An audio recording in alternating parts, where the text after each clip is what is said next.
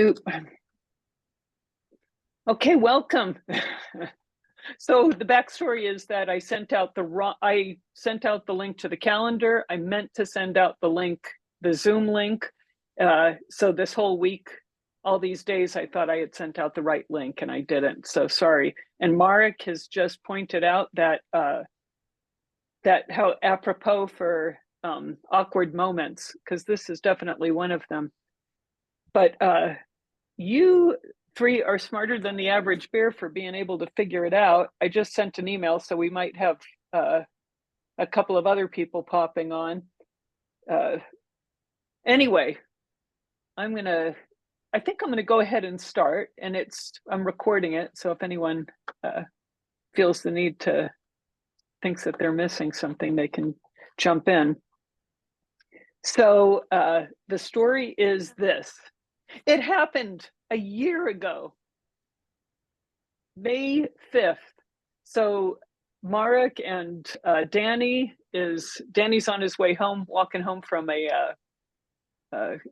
something from a cafe, but he's going to pop on.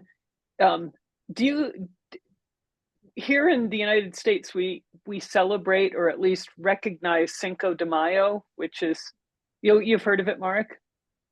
I've read on the Wikipedia on the historical context dating back to 19th century, and the battle between, it was explained, the battle between French force and Mexican army won by Mexicans and celebrated as a victory. So already you probably know more than most people in the United States about Cinco de Mayo. But also the irony is that in Mexico, they don't celebrate Cinco de Mayo. They celebrate a different Mexican, at least that's everybody that whenever I was in Mexico, especially during Cinco de Mayo, the 5th of May, everybody says that's nothing here, but we have another Independence Day. Okay, here comes Jeff. And okay, let's see, Jeff is connecting. So this happened.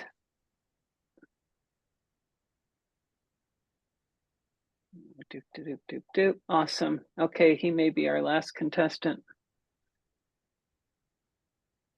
Hey, Jeff, are you there? Yeah, can you hear me? Yeah, thank you. I forgot to send out the link. So I'm just telling the story about Cinco de Mayo and how today's Cinco de Mayo, and in the United States, there's a lot of white people have fiestas, but in Mexico they don't celebrate Cinco de Mayo so much. But anyway, here we are in the United States, and a year ago, Michael gets, I'm not going to name any names. Actually, you guys, I'm sure nobody on this call knows these people, but still. A year ago, Michael got an invitation for a couple that we know that they were going to have a Cinco de Mayo party at their house. So the backstory is that usually I don't go to Cinco de Mayo parties. And then plus, this particular couple, we went out to eat one time with them, and they, whenever we go out to eat, usually we just split the bill, right? And we went out to eat, and somebody that Michael knows, an investor, was kind of showing off his new girlfriend, and she was absolutely amazing. She probably looks like the gal in that cartoon that I sent. She never asked the sommelier, the wine person, to recommend a bottle of wine, because they're going to bring out the most fucking expensive bottle of wine, right? So we ended up having like a $500 bottle of wine. Anyway, don't get me started. After that meal, I said to Michael, and it wasn't just that, somebody ordered a $500 bottle of wine. But there was like other things, and I told Michael, I don't want to hang out with them anymore, you know? And then what happened? Another time, and then there was a big party, and we thought, okay, well, I don't want to hang out with them anymore, but they are having a party, so it ought to be, we might as well go, and I was told that it was going to be a dance party. Dance parties are awesome, right? You just show up. You don't have to talk to anybody. You just show up. I mean, you can if you want to, but if you don't want to talk to anybody, you just dance, right? So you can be social. You can click the box of being, a nice social person, and you don't have to talk to anybody. But we showed up, and it was just, I mean, it seemed like this big, I don't know if you've ever been to a fundraising event, all these tables were set out with white tablecloths, and I thought, oh my gosh. And then people were showing up, and like the people that I talked to, there was no real conversations. It was just, everybody was waiting for like a Kim Kardashian to show up or something. And after a couple of minutes, I said, can we go see what the front of the house, can we go look at the garden in the front of the house, and then let's quickly get in our car and go, right? Anyway, but then we didn't hear from them for a while, and they thought that, we were mad at them or whatever, and, we weren't, but we just didn't want to be there. And then we get this, so last year we get this invitation to a Cinco de Mayo party. So Cinco de Mayo, if somebody here, and I don't know, Jennifer, if it's the same for you, if somebody said we're having a Cinco de Mayo party, do you want to come? What would you think? I think that they were going to drink margaritas and, I don't know, maybe eat some Mexican food, but I would think margaritas would figure prominently. Probably margaritas and tequila and dancing, or just like maybe, music. Like music. Yeah, just kind of something very festive and light and fun and loud. And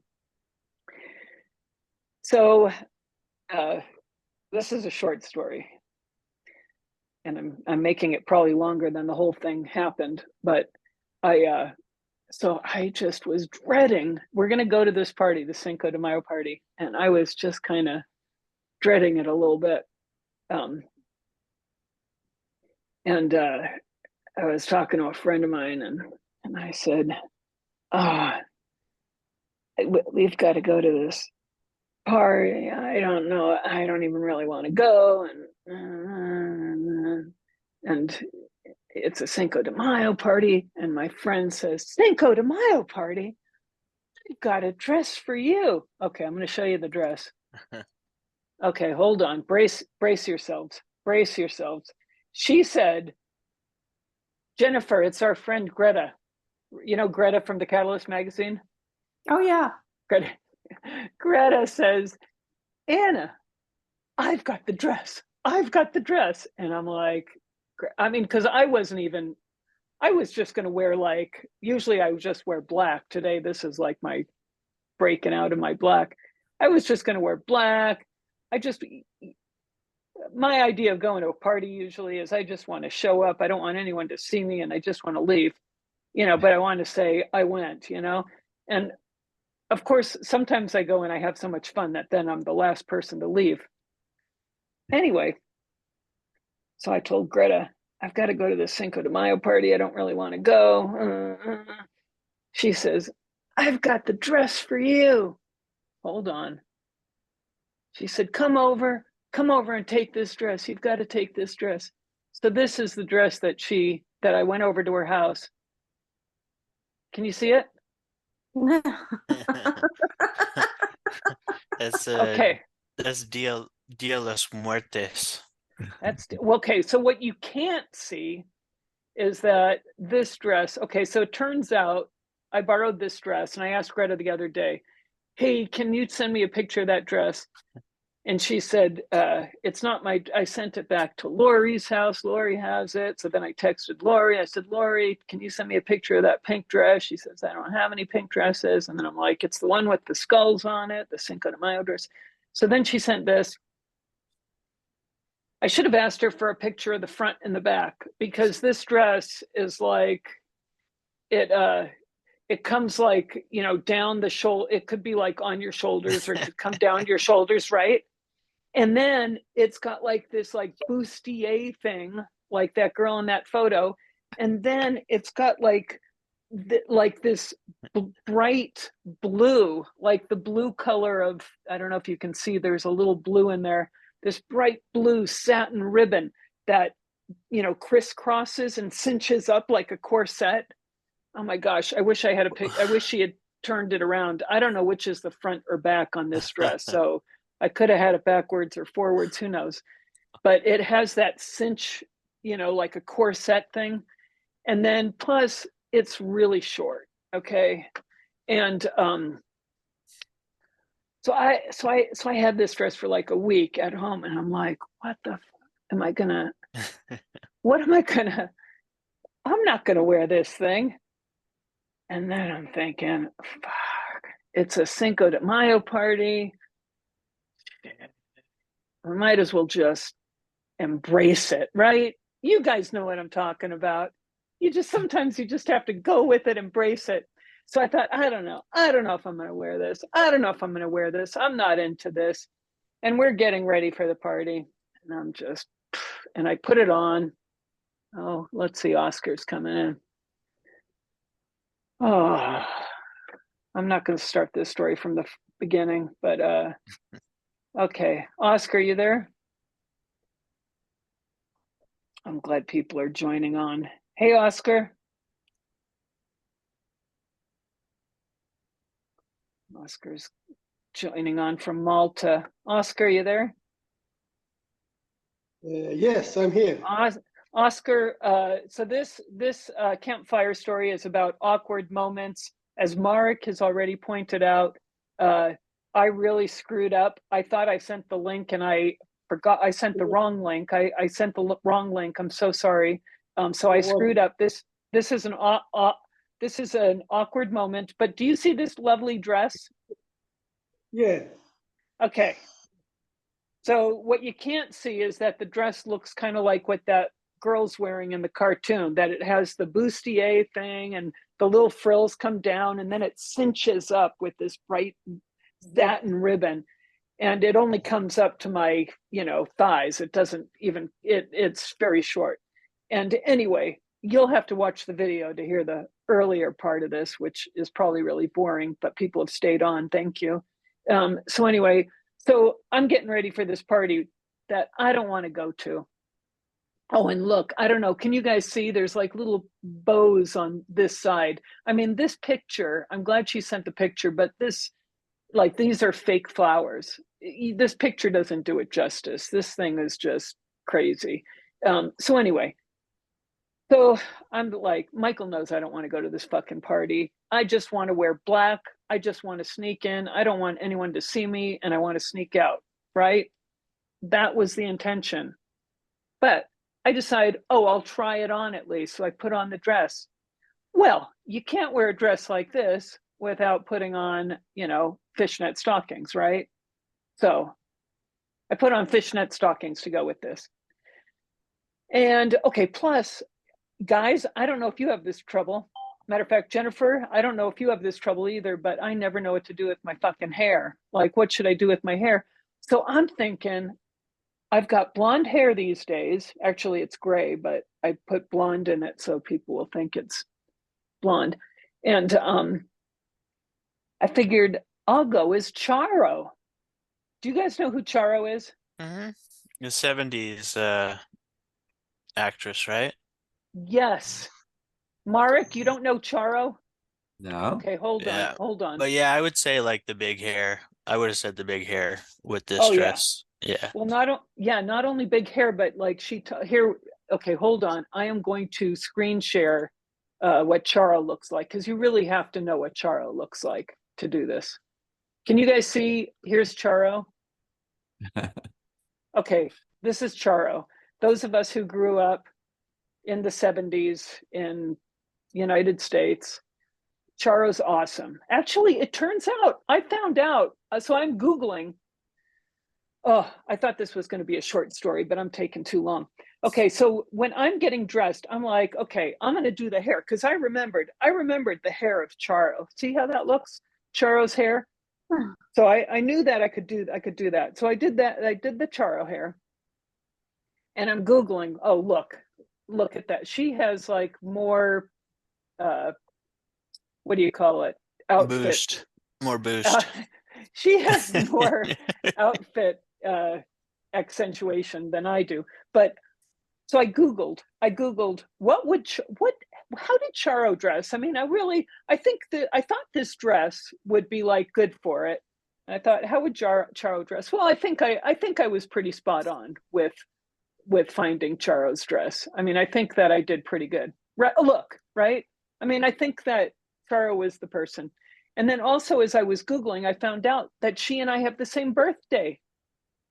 You are Charo. So I'm like, okay, I know I don't want to go to this party. I know I don't want to get dressed up. I just want to go and fucking leave. But I've got to represent Charo. I've got this dress that Oscar, my friend, was loaning me. So what do? Well, you put on earrings, you put on, bright pink. I noticed in Charo's picture, she doesn't wear red lipstick. She wears pink lipstick. So I had bright pink lipstick on. Okay. And then one thing about Charo that we're not seeing in these pictures, but that she always wore like really high heels, right? Oh, here she is. Look at her. She's so cute. Oh, I don't know. Okay, where are we going? Uh-oh. Oh. So she's, whoa. All right, Anna. All right. She's, okay, I thought you could see her shoes, but you can't.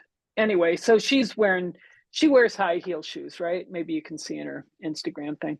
And there's one picture in there that has her shoes, but not really well. Thank you, Jeff. Third one. Yep, that one right there. Jeff, thank you for looking at something other. For helping me out here.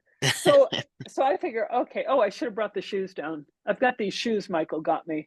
They're like 4-inch heels or 5-inch heels. And then, the fashion nowadays is that it has an extra couple of inches. So they're really comfortable. They're Michael Kors and they're like cushioned and they're super tall. And I thought, well, I'll wear these heels. So, which is great because the shoes are super comfortable. What I had forgotten, folks, is that during COVID and not going out for years and not wearing high heels, actually not wearing anything but flip-flops for a couple of years, your ankles, you need a lot of ankle strength, right? When you wear high heels. I don't know if anyone here else has tried on 4-inch heels, but you need ankle strength. And I didn't have the conditioning for fucking 4 or 5. Oh, look at her working out. What is this? Well, I'm not going to log in, but I am coming back to see Charo lifting the weights. So anyway, I put on these heels. I'm looking like Charo. I've got my mascara on and my pink lipstick and my hair and this outfit that you saw. And okay, let's go back to that outfit. We're going to stop looking at, you guys can Google Charo another time. Well, anyway, she's awesome. We have the same birthday, whatever. So I'm in this dress and I show up. Okay, so here comes the end of the story, you guys. Well, almost the end of the story. We go to their house, which is out in the middle of, it's down in fucking Draper. Who moves down to Draper, Jennifer? Wrong'uns. It used to be all horse pasture and now it's all like these big fancy houses that are like whatever. So we go down there, we knock on the door. Literally, I am not making this up. I'm going to stop screen sharing. Well, no, I'll leave it. I don't care. You guys can see me, right? They open the door. They look at me and they're like, they're not dressed up for Cinco de Mayo. Matter of fact, I say to the dude that invited us, I say, thank you for inviting us to your Cinco de Mayo party. And then I look and it's just them and like another couple, like all dressed like it was like a formal dinner. And and I'm like, I thought this was a Cinco de Mayo party.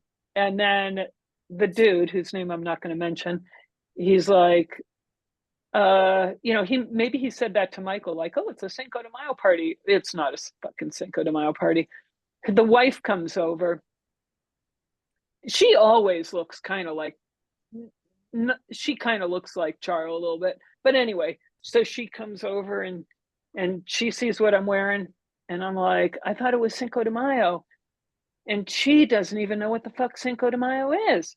So I have to explain it to her. Anyway, and then we go in, there's another couple. Throughout the whole meal, I keep having to interrupt and say, I thought it was the Cinco de Mayo. Because nobody else is dressed up like this. Anyway, okay, so I'm almost done. So then, of course, as usual, I'm the last person to leave. I'm the last person that wants to show up at a party, and then I'm always the last person to leave. And I leave and I'm saying goodbye and hugs and see you later. And I'm making this great exit. And I put back on those fucking shoes. And then I'm walking out, bye. And then what do you think happened? I tripped on the step, and I'm serious. I tripped and, okay, I need to stop my screen share. I tripped and I wish I had a Barbie doll here. Do I have a little? I have like a little. I tripped, I fell down, and I literally was like, my legs were like this, my 5-inch high heel shoes. I tripped on the step. My ankle was all twisted. It was so effing embarrassing. Anyway, so the girl lady, whatever, helped me up, and I got back in the car, and then my ankle was twisted. And I mean, it's true, when you have a sprained ankle, it takes longer to heal than a broken ankle. Sorry for my potty mouth, you guys, but that fucked me up for months. Okay, that's my story. Now, other awkward stories. That was it. Anybody else have a good awkward story besides forgetting to send out a Zoom link? Did you like it? Wow. Sorry for coming right after your campfire story of almost, yeah, whatever. This is like a totally different, yeah. Anyway. All right, awkward stories. Should we go around? Can't believe I forgot to think of an awkward story. There are so many in my life, but I can't think of any of them right now. It's all been awkward for me, Anna. Exactly. The life itself, from the birth to death, seems like a awkward event that we don't know how to deal with. Maybe I'm in a philosophical mood today. Actually, that's brilliant. I'm going to write that down.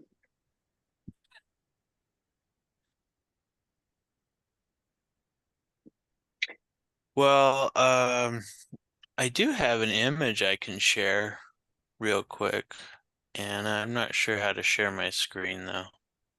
Oh, I'll give you shareability. Okay. Oh, so go share screen now. Oh, can you do it? Host disabled participant screen share. Oh, I'm going to change that. I'm going to change it. Okay. Hold on. Right now I have Charo staring me in the face. Let me see if I can. Okay, hold on. Yeah. Share screen. I had prepared for the cat sermon, but I have extra stuff here too that I can share. I'm still disabled. No, I know, I'm for some Oh, reason, it's still looking. oh, here we go. Okay. All right, you should be able to share, I think. Okay, let's try it. All right. So yeah, remove this here. And then I'll just pull up this image. And you can see that? Yes or no? It just Mm. looks like a thumbnail. Oh, hold on. Let me put it over here. How about now? Does that look? Can you see It's it not, now? it's not big, but I can tell that it's like an altar. Yeah, hold on. I'm I'm having sorry. I'm this is an terrible awkward with, moment. yeah, I'm terrible with Zoom. That's what I've figured out so far. Well, why don't you tell us an awkward story? Oh, okay, here it is. I just needed to switch. How about now? You can see the whole thing? My Yeah. first Uh, Mercury Buddha statue. That's the first Mercury Buddha statue of the world. It's located in Las Vegas. I told the abbot, "Hey, let's make sure it's the last Buddha Mercury statue in the world, being that it's poisonous." Right? You shouldn't be handling this Buddha statue. So, yeah, that's in Las Vegas, the Cambodian Buddhist temple there. Oh. So that was a little bit awkward. Why was it awkward for you? Did you make it Just that or? no, just that somebody would like, hey, let's make a Buddha out of mercury. That'll be cool. It's like, no, it's not cool. But there's that one, and then I did actually have a little bit of an interesting one. So there was a day when a snake came to the temple out in the desert in 29 Palms. And the abbot came to me and he's like, "There's a snake in front of the temple. What do we do?" And he didn't know. So I was like, "Oh, let me go see." And none of us knew which snakes were poisonous and which ones weren't. But I went over there with the back of a shovel and I just pinned his head down and then I picked him up. And since he came to the temple, we took him in and we actually blessed him. Somewhere there's a picture of me with a snake sitting in front of the altar, but let me pull up this photo. So this is the snake. So you can see this bucket here, or the trash barrel. It's like a 50 gallon thing. Um Oh, I don't. Originally, We're not, Jeff. We're not seeing oh, it. I'm so sorry. Let's just switch again. Oh, okay. I have to pick the correct image every time. Okay, now it's going. Now you see it, right? Yeah. Mhm. Okay, so yeah, so he came to the front and yeah, somebody else has the picture because I was busy holding them. So we actually gave him a full blessing and yeah, originally the abbot was like, "Oh, let me go get my camera. I'm going to take a picture." So I put him in a box and then I put him in the back of the car. And while he was getting his camera, the snake came out of the box. And by the time we got inside the car, it had crawled into the console behind the gas pedal. And so like I had to pull him out of the console, not knowing if he was poisonous or not. And so I just kept handling this potentially poisonous snake who never bit me, but I was just kind of I just kind of went with it. I just gotta do the new one. There you go. So here's the monks blessing him. But after this, no snake ever came to the temple again. Hmm. But yeah, that's my awkward story for snake. Well, thank you, Jeff. Yeah. Oscar and Marek, Danny, do you guys have any, and Jennifer, any awkward stories?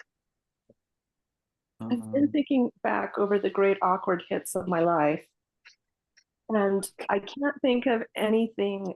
Well, yeah, I was sort of involved in the awkwardness. So in college, I had this professor who I mean, he was this very sort of debonair kind of guy, and affected that. And I think probably a lot of students had a crush on him. One of the students that I was in the class with certainly did. I did too. And he could get kind of hyper focused at moments. I'm not going to be able to pull these together. I'm just going to tell these three awkward things that happened with this one professor. So my friend Brenna was just madly, passionately infatuated with him. And one day, as he was lecturing, he was walking back and forth across the front of the class as he's lecturing, and he's talking about Arabic poetry, sort of pre-Islamic Arabic poetry, and really getting into it. And he stops in front of Brenna, sort of right in front of her desk, and he's speaking in the voice of the poet, sort of, as sort of giving us the position of the poet. And he's saying, I'm something like, I'm a very passionate man. I don't really remember what, but it's almost like he's making a declaration, and he's standing right in front of Brenna's desk. And Brenna hasn't really been paying attention. She's been kind of going through something on her desk. So she kind of tunes in right as he's standing in front of her desk, seemingly making this declaration of passion. And she just looks up like you can hear the heavenly host singing, her dreams are coming true, her wildest fantasies, like standing in front of her declaring his passion. And then she suddenly realizes what's actually going on, and just kind of shakes herself out and goes on taking notes. And then on another occasion in the same class, I had at the time, it was a long seminar, and we would have a break in the middle, and all being like 19 or 20 years old, we'd go hit the sugar dispenser, and I would get a Snickers every day. And I had a particular way of eating Snickers where I would nibble all the chocolate off the bite I was going to take.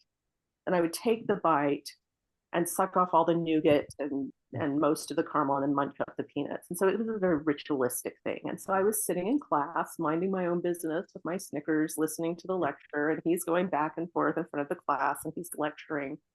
And I'm eating my Snickers in my inimitable way, and he notices, and so he's kind of looking at me as he's walking back and forth and lecturing, and then he starts walking more slowly, and then he kind of stops kind of vaguely in front of me. I was a couple seats back, and I was only 18 or 19, and so I thought, oh, he was kind of staring at me, and I sort of thought, oh, we're playing chicken, we're going to see who looks away first. So I just keep looking back at him, and I'm eating my Snickers, and we're just looking at each other. And so his walking slows down, and then it finally stops.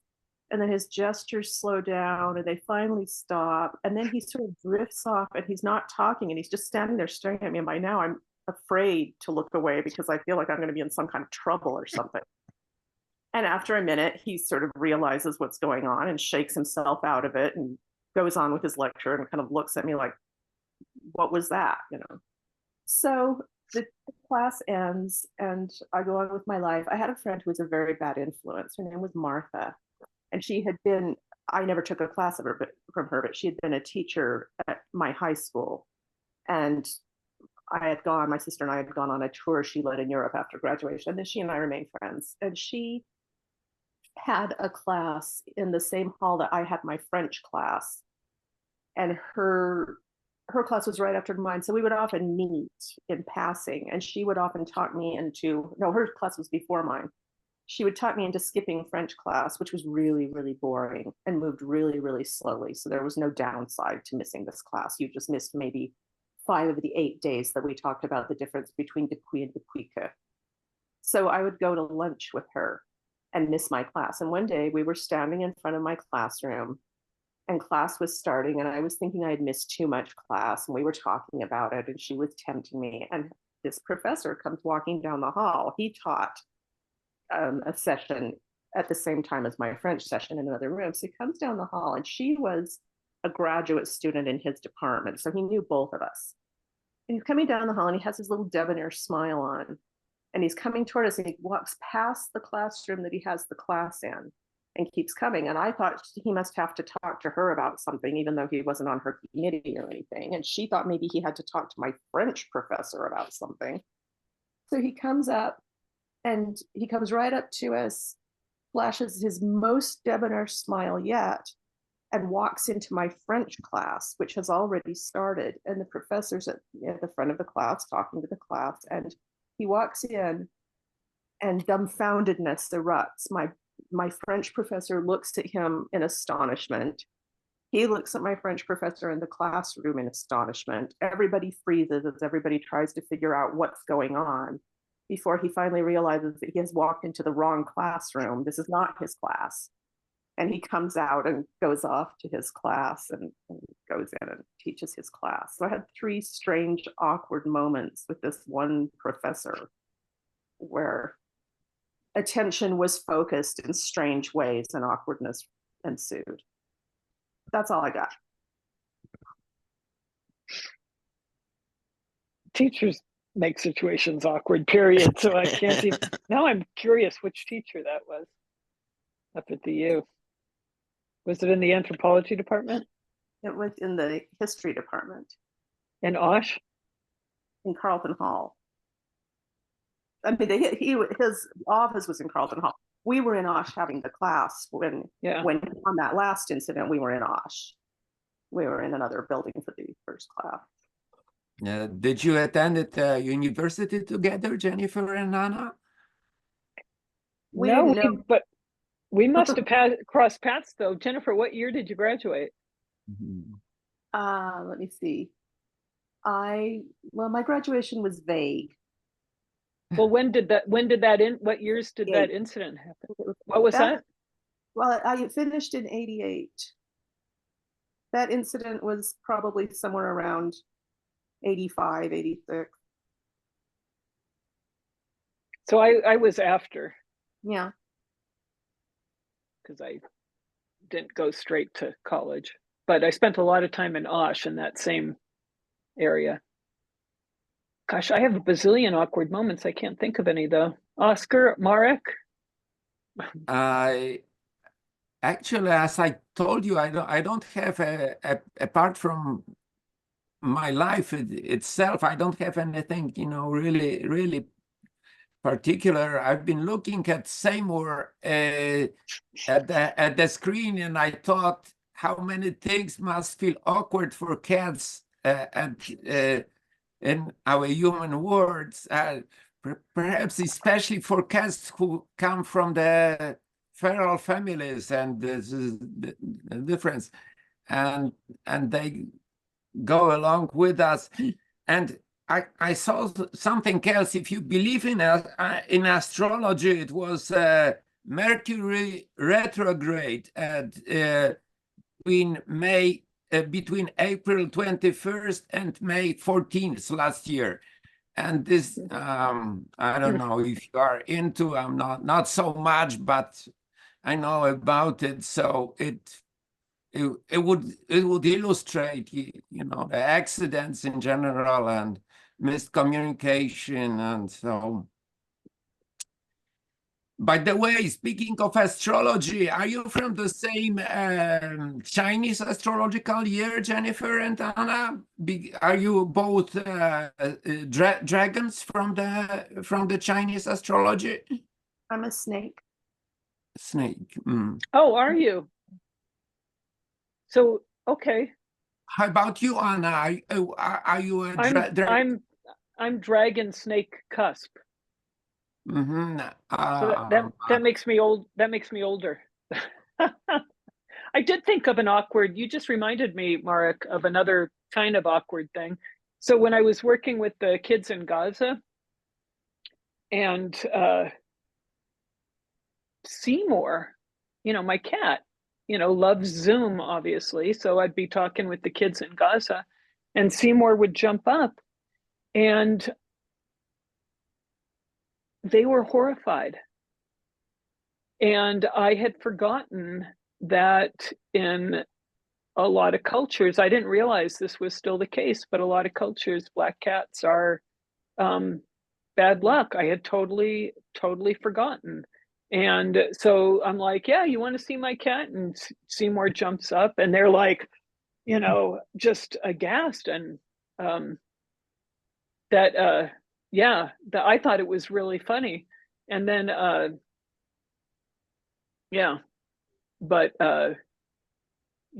anyway.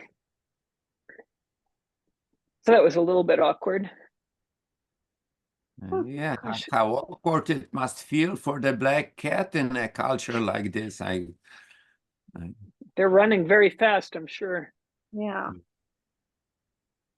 Oscar, is it like that in Malta? Do you still hear things about black cats? Oh, you're muted. You're muted, Oscar. Oscar, unmute. Oh, still muted. Yeah. Oscar, we can't hear you. You double clicked it, Oscar. Okay now? Good now. Okay. Yeah, there's something like that, but nobody pays much attention to it actually. But in the old days, I think it was more relevant. Nowadays, yeah, it's a lost tradition. So people are not so afraid of black cats anymore. But some say, be careful because it's maybe bad luck, but that's not really the case. My BF is then. What's that? My bestie is kind of forbidden. He thinks it's strange to have them around. He's Chinese Indonesian.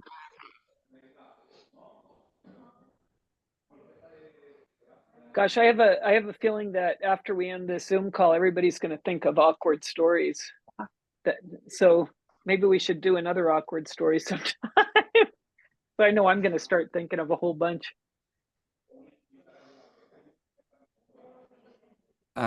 Anyway, it was great that you shared, and just that the kind of stories that you decide to share with us. It allows us to get to know you better, not necessarily that particular mishap or the particular dress, but what is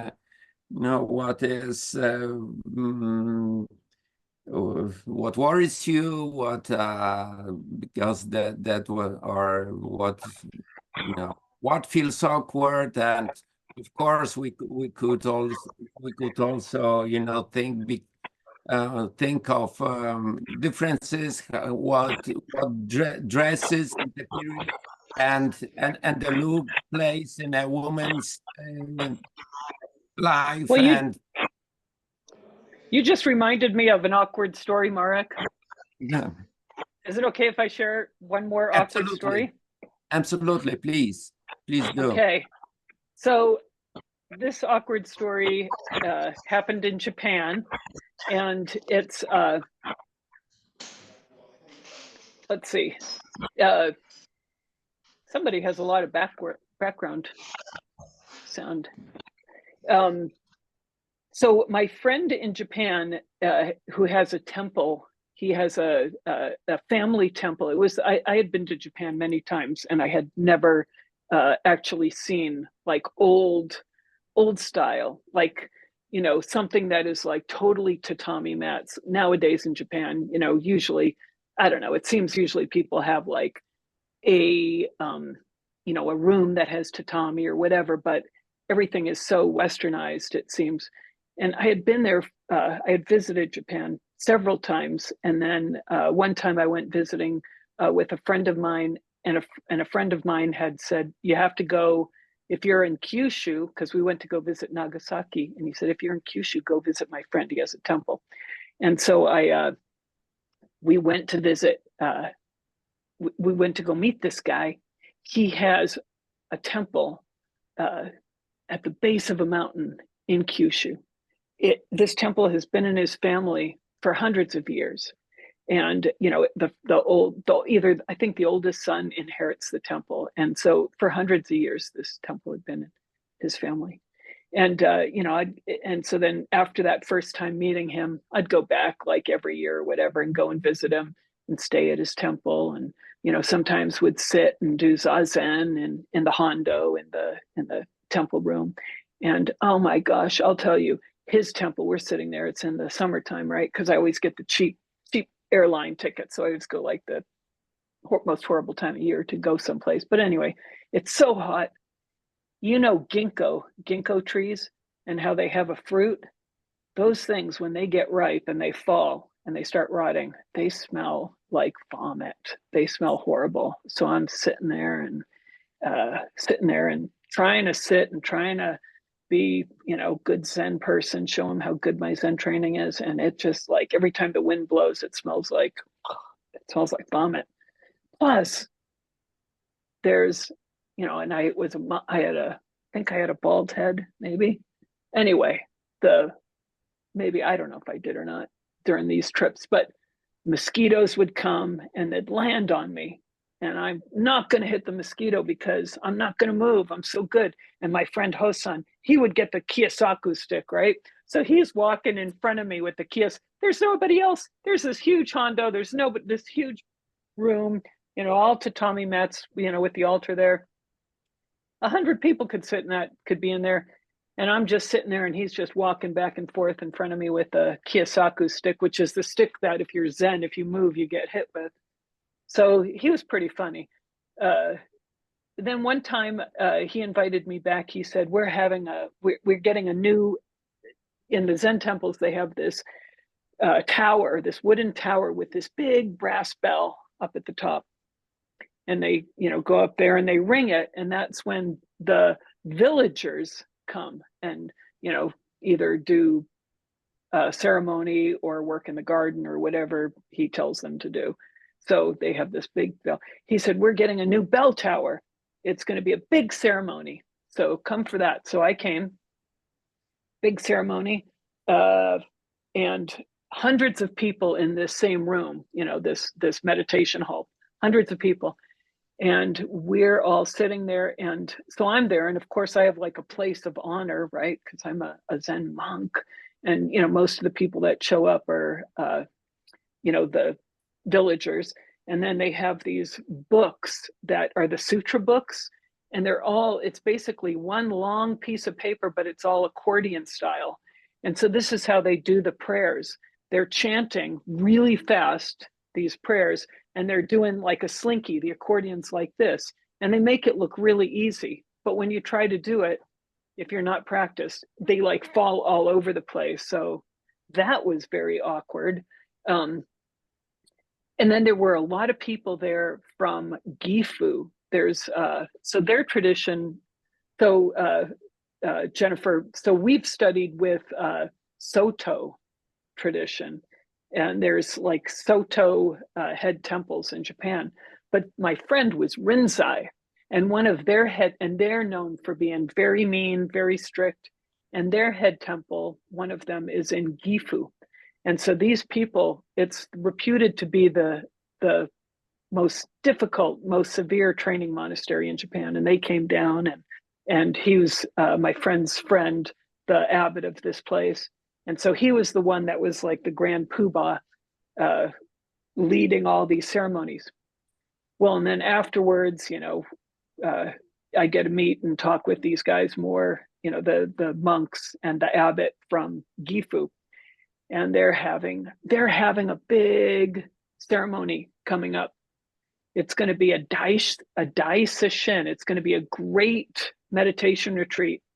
It's celebrating the 750th anniversary of the temple. And Roshis teachers from all over the world are coming. So like Dido, Dido, maybe had passed away. There's another teacher from New York. Who's the teacher that Dido studied with in New York? Anyway, he was there. There were, but they're all Rinzai. They're not our tradition. So, but it's Zen, right? So he said, why don't you come and do the Sesshin? I'm like, sure, yeah, that's a huge honor. Of course I'll do it. So my friend, Hosan, he says, oh, it's a great honor that you get to do the Sesshin. I'm like, yeah. He said, make sure to shave your head. I'm like, yeah, okay. So yeah, I've had my head shaved. Oh, Oscar's fallen asleep from my story. Okay, I've had my head shaved, for 2 years. I had my head shaved, and so, but it wasn't shaved at this point. So I said, okay. So I get ready to go to do this retreat, this thing, and I shave my head, and then I show up in Japan. I show up get off the plane. I take the train. I take the other train. I get off the little train, and Hosan picks me up at the train station, and he takes one look at me, and he said, "Oh, you shaved your head." I said, "Hosan, you told me to shave my head." He said, "I was just kidding." So then he takes me, and we drive from Kyushu, which is the island at the bottom, and then there's Honshu, right, the main island, that everybody knows. Tokyo's up here, Hiroshima's here, and somewhere in the middle, Gifu is up in the mountains. So we drive, and they drive crazy there, and they drive, and we drive up to Gifu, and we go and visit his friends. He has a lot of friends there because he went and studied at this temple. And then he goes there, and then what does he do? He just drops me off. I'm like, Hosan, aren't you doing this retreat with me? He said, no, it's you. Bye. And he went to go hang out with his other friends, to drink beer and sake or whatever for a whole week before he was going to pick me up. So anyway, so he leaves me at that place. But here's the embarrassing part. He leaves me at this place. There's like there are 2 other Americans, and they were like also monks, but they didn't have shaved head, but they were with not Dido, Eido Roshi in New York. So very famous Japanese teacher. And so he was there. There were all kinds of Roshis there. There were the people that I hung out most, that I became friends with, was a Sangha in Zurich, Switzerland. So I'm, except for the Taiwanese, except for a couple of the Taiwanese nuns, I was the only woman up there with a shaved head, and I was just one of the only Americans. I was the only American without, not being an attendant of a Roshi. There were only 2 others, but there are hundreds of people here. So they put me in this, I'm in the Zendo, and there's one Zendo that the monks who stay and study there live in and, study in and sit in. And, oh my gosh, there's so many funny stories, but so I'm in this other Zendo, and it was for like all the foreigners. So I was there. There was a couple of Japanese people in it. The guy who was the bell ringer, but the guy who was in charge of it was the main teacher from Zurich, and he was very severe. And he studied with the teacher, the abbot. My bird clock's going off. Anyway, my story's almost done. And okay, so here's the awkwardness of it. They set up this Zendo. So in a Zendo, it all goes according to rank, right? It all goes according to rank. And you're all like lined up, right? And in Soto Zen, like in our lineage, when you put on your robes, oh, they have to be perfect, and you stand up and you take time to flatten them out, and and you have a zafu and you have a zabuton, and you have a cushion to sit on, you have a flat cushion to sit on, and then you have a round cushion to sit on, and if you want another round cushion, you can get another round cushion too, usually, right? So in this place, there weren't any cushions. There were just zabuton, just the flat thing. So, and then plus, oh my gosh. So I couldn't do anything right. Everything I did was from our lineage, doing things a certain way, which was all wrong. Like in our lineage, you're supposed to be very quiet in the Zendo, in the meditation hall. In that lineage, everybody was quiet except for the people that were in charge. They were always yelling at me, go faster, stop moving. They were yelling at me all the time because I did everything wrong. And the reason why it was so horrific was because I was in a seat of honor, because I was a friend of Hosan's, and I was a monk, a nun, and probably because I had more seniority than other people there. But I was like at the head of this line. And that meant that everybody sitting after me on this line, and then on this line, and then on this line. So every time I did something wrong, the person next to me had to do it the way I did it. Everybody after, like if they were being correct, they would be doing it how the person senior to them was doing it. So it was, oh my gosh, everybody, they yelled at me so much. I did everything wrong, yet I was like oh my gosh, oh, and this is like, I'm gonna let you get, I'm sorry for going over. Even eating, we go and eat, and we're eating. And at Kanzeon, I was very quiet. I was probably the quietest person at Kanzeon. But no, here, if I'm eating, you're too loud, quiet, eat quieter. So then I eat, I'm trying to eat even quieter. And plus they do it kind of different. Like I'm not used to how they do it. Everything is different, a little, just enough that I fuck everything up. And then there was on one of the days, we get soba noodles. Well, soba, I'm eating it. Eat more loudly, because I was eating too quiet. Soba, you're supposed to slurp. You guys know that, yeah. Anyway, that was embarrassing.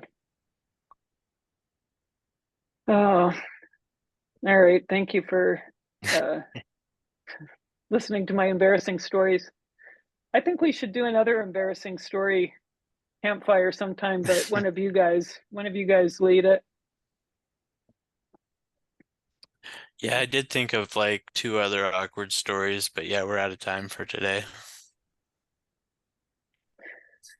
Thank you for coming and chatting. Thank you. Yeah. Thanks for sharing the dress. What'd you think of the stories? Were they okay, or I think halfway? the dress is an instant classic. The dress story? Yeah. Oh my gosh, that was horrible. Yeah, oh my gosh, opening that door. Thank you, All right. Anna. Everybody else. Thank you. I enjoyed it. I'm glad. Okay, think of awkward stories. And Marek, I like what you said about life as an awkward story. Yeah, big time. Danny, good seeing you.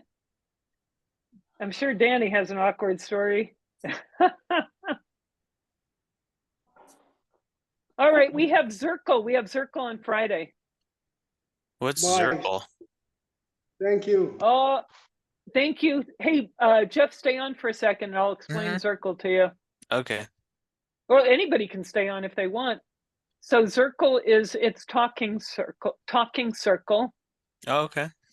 It's from Native American tradition. The rules are, so usually we sit quietly for about 5 minutes just to get centered. And then after that, we open up the circle or the Zircle. It's called Zircle for Zoom circle. Mm-hmm. And then we basically, everybody listens with an open heart, and you just listen. And it's a meditation practice. So we're listening, and then you're staying present, and then you don't have to, but everybody is invited to, if we were in person, we would be passing like a talking stick or a talking feather. And then the person that holds that is the one that is talking, and they're talking from the heart, just about what's coming up. And then they pass the feather. So how we do it, people raise their hands or raise their little emoji hand, and then, talk. We have a 3 or 4 minute time limit, depending on how many people. And then when somebody's talking, everybody else is just listening from the heart, and they let it go. They don't think of, how am I going to reply to this? What should I say, about this? You don't, nobody, if once somebody's done talking, you just let it go. And you're just talking about your own experience. So that's, and then everything that's said in the talking circle stays in the talking circle. We don't repeat it after. It's not recorded. Marek, Jennifer, am I leaving anything out? If Oscar was here, Because I needed a recorder. I've done it with you in real life in retreats before, Anna. yeah. Okay, Yeah. so Yeah. So that'll Yep. be Friday. Mm-hmm. Okay. Yeah, I had prepared to tell you about the cat stories, but Oh, I that's guess for I Cat was Church. I No, guess that that's was for too Cat late. Church. Is Cat Church like a monthly thing? Yeah, that's different, but I need to talk with you about that. Okay. I'm going to send you an email. Okay. Yeah, just send me an email with all the invite stuff, and yeah, that would be good. Bye, everyone. Jennifer, leaving, thank you for Jennifer? being here. If you need to borrow that dress, let me know. I'll get it for you. Yeah. But maybe- Jennifer, did you Okay. ask about the Roadrunner? Or Did I was ask that? about it? Yeah, because I had mentioned it last week at Cat Church. Yeah, I remember. Or was that I just said I had never seen one in the flesh. oh, I was gonna show you the images. I don't know if Anna wants to let me share it or not. Well, you should still be able. I think Jennifer said she had to run though. Oh yeah, you But gotta run I though. don't Yeah, know. go ahead. Go ahead, Jennifer. Or Jennifer, can you stay? Yeah, I can share it another time. Oh. It's fine. Oh, I can. I'll put it. I'll make you. Yeah, it says that you can share it. Okay. I'll share it. Let's see. I need to make somebody else the host because my husband's leaving town actually right now. So. Oh, okay. But I'm gonna leave you on. I'm just gonna stand up. I'll just take myself off. I love you guys. Okay. I'll see you guys later. We'll see Bye. you. Thank you. Who became the host? Hopefully not me.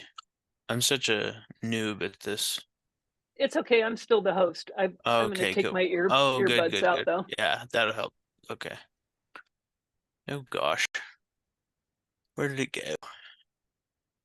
The Roadrunner ran away.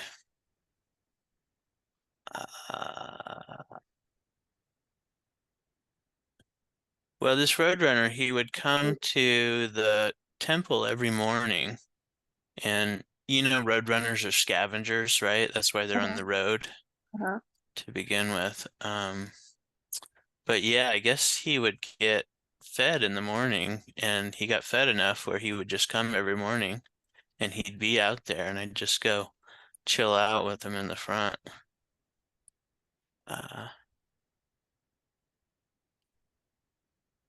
Oh, where'd he go? Marek, I think you were muted. Yeah, I was trying to say thank you to Anna, but probably she already went away.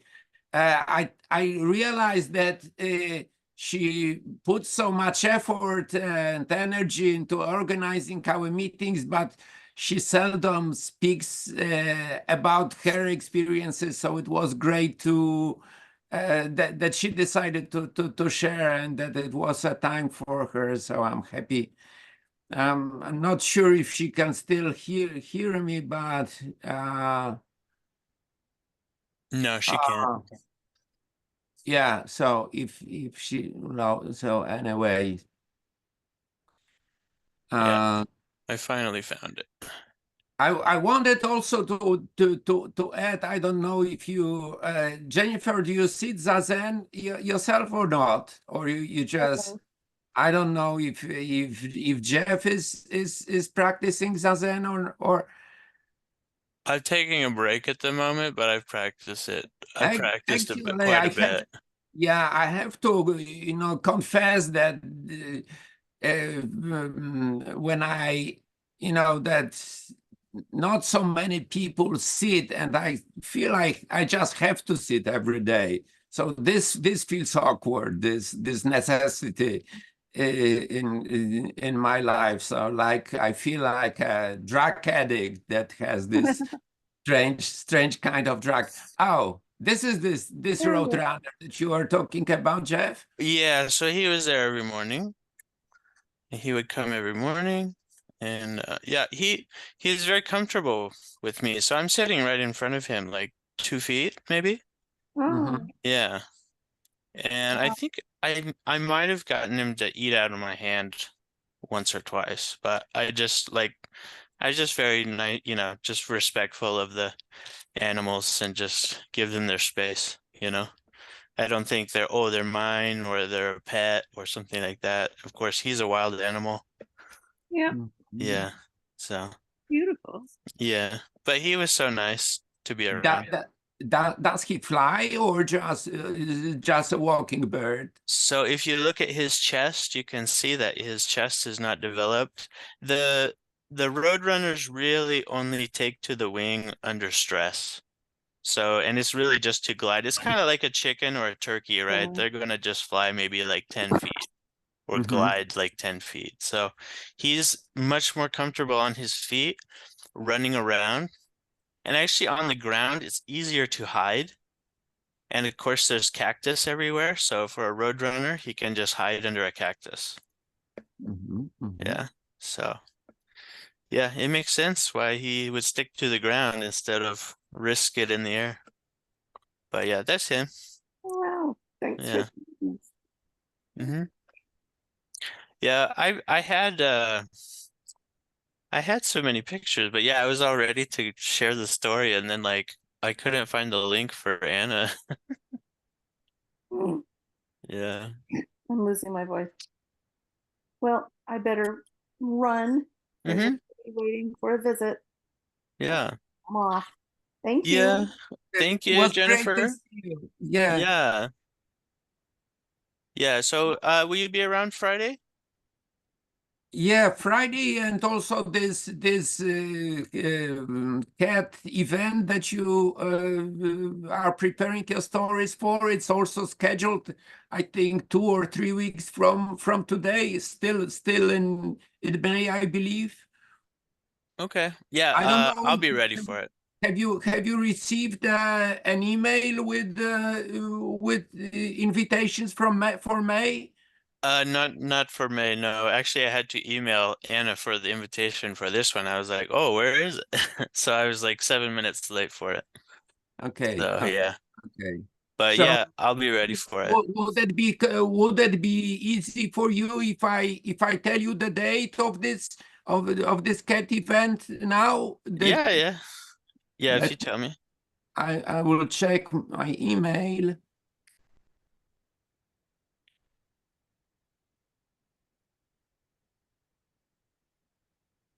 May 19th, Sunday. 2 weeks from now. Okay. The same. Well, just to make sure. Yeah.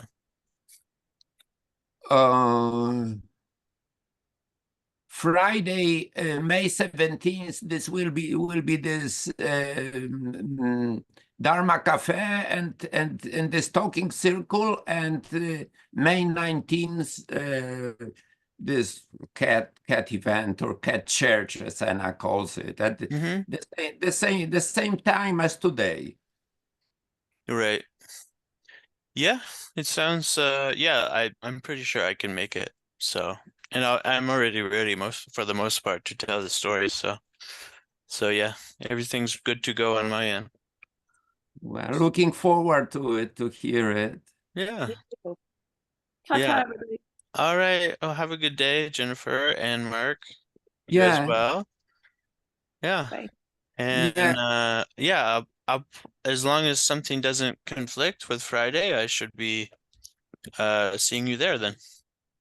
So we'll see you there. Okay, okay. Okay. Goodbye. And have a nice Goodbye. day. Bye. You as well.